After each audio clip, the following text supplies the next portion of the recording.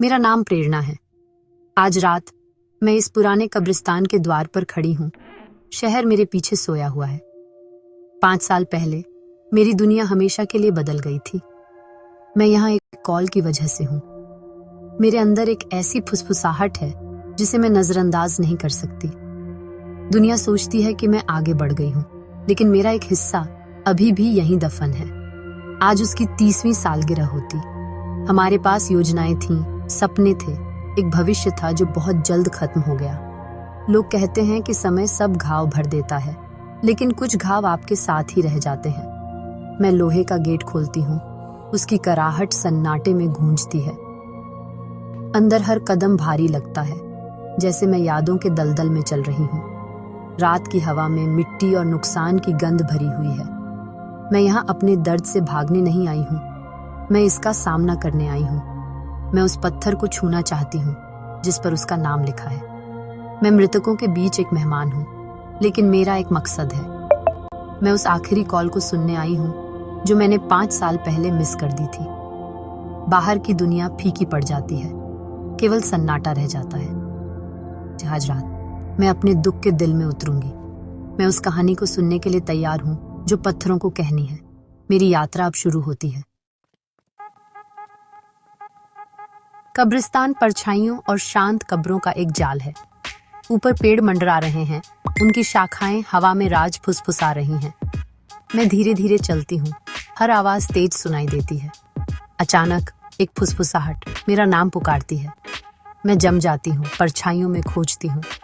कब्रिस्तान की खामोशी आवाजों से भरी है, और आज रात मैं सुन रही हूँ।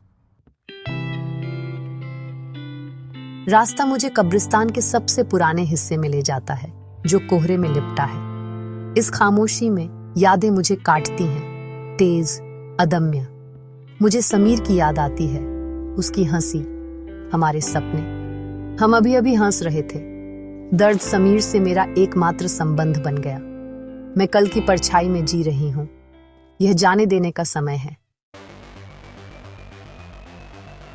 फुसफुसाहटें लौट आती हैं, अब और साफ। तुमने वादा किया था। आवाज समीर की है, उदास और कोमल। मुझे उसकी कब्र पर मेरा वादा याद है, हम दोनों के लिए जीना, फिर से खुशी पाना। लेकिन मैं दुख में फंसी हुई हूँ, दर्द को प्यार समझ रही हूँ। क्या मेरा दुख उसके लिए था या मेरे लिए? अपराध बोध ने मुझे जकड़ लिया है, जीवित रहने का अपराध बोध, खुशी के पलों का, आगे बढ़ने का। मैंने सोचा था कि दुख मेरा कर्तव्य है, लेकिन अब मुझे पता चला कि यह मेरी जेल थी। फुसफुसाहट मुझे उकसाती है। जाने दो प्रेरणा। मुझे एहसास होता है कि मैं खुद को सजा दे रही थी, उसके बिना जीवन बनाने से डर रही थी। मेरा गुस्सा बढ़ता है, उस पर नहीं, बल्कि खुद पर इतने साल शोक में बर्बाद करने के लिए। समीर चाहता होगा कि मैं जीऊं, प्यार करूं, खुश रहूं। फुसफुसाहटें किसी भूत की नहीं, बल्कि मेरे अपने दिल की हैं। मैं खुद अपनी भूत बन गई हूँ, अपनी ही जिंदगी को सता रही हूँ। आज रात मैं आज़ाद होने का चुनाव करती हूँ। मैं अपना वादा रखूंगी, दर्द से चिपके रहने से नहीं, बल्कि जीवन को गले लगाकर। कब्रिस्तान की खामोशी माफ़ी से भरी है। मैं खुद को माफ़ करने के लिए तैयार हूँ। मैं फिर से जीने के लिए तैयार हूँ। गूंजें फीकी पड़ जाती हैं, उनकी जगह उम्मीद ले लेती है। कोहरा छट जाता है, एक साफ जगह और समीर की कब्र दिखाई देती है। मैं पास आती हूँ। मेरा दिल भारी लेकिन दृढ़ है। मैं घुटने टेकती हूँ, ठंडे पत्थर पर उसका नाम उकेरती हूँ। उसका नाम जोर से कहना एक घोषणा जैसा लगता है, फुसफुसाहट नहीं। आंसू गिरते हैं, लेकिन वे राहत के आंसू हैं, निराशा के नहीं। मैं अपने डर, अपने अपराध बोध, अपनी तन्हाई को कबूल करती हूँ। शब्द बाहर निकलते हैं, मेरी आत्मा को शुद्ध करते हैं। मैं अपना बोझ उसके चरणों में रखती हूँ। एक शांति मुझ पर छा जाती है। कब्रिस्तान अब डरावना नहीं लगता। परछाइयाँ सिर्फ परछाइयाँ हैं, हवा सिर्फ हवा है। मुझ में गर्माहट फैल जाती है, माफ़ी का एहसास, उसकी और मेरी अपनी। अब मैं समझ गई हूँ, उससे प्यार करने का मतलब ये नहीं कि मुझे जीना बंद कर देना चाहिए। उसकी याद का सम्मान करने का मतलब बहादुरी से, खुशी से जीना है। मैं जीने, प्यार करने, अपना वादा निभाने का वादा करती हूँ। अतीत हमेशा मेरा हिस्सा रहेगा, लेकिन यह मुझे परिभाषित नहीं करेगा। मैं उठती हूँ, पहले से हल्की। रात का अंधेरा भोर में बदल रहा है। मैं आगे बढ़ने के लिए तैयार हूँ।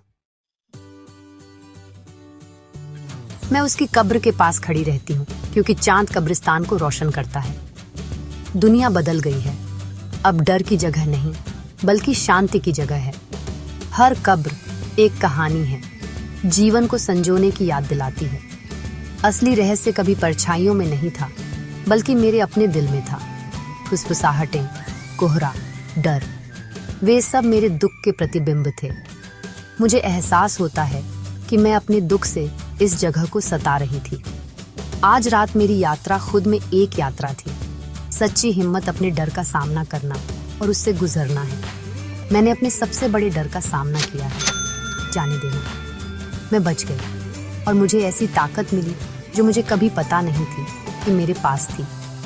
अब एक नया जीवन बनाने का समय है, यादों को अपनी नींव के रूप में उपयोग करके।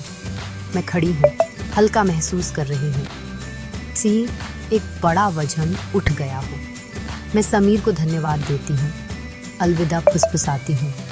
उसे नहीं, बल्कि अपनी उदासी को। उसकी याद मुझे रास्ता दिखाएगी, मुझे जकड़ेगी नहीं। मैं मृतकों के शहर से मुड़ती हूँ, जीवितों के पास लौटने के लिए तैयार। चांदनी में कब्रिस्तान शांत है, मैं भी शांत हूँ। घर जाने का समय हो गया है। मैं गेट की ओर चलती हूँ। मेरे कदम आत्मविश्वास से भरे और निश्चित हैं।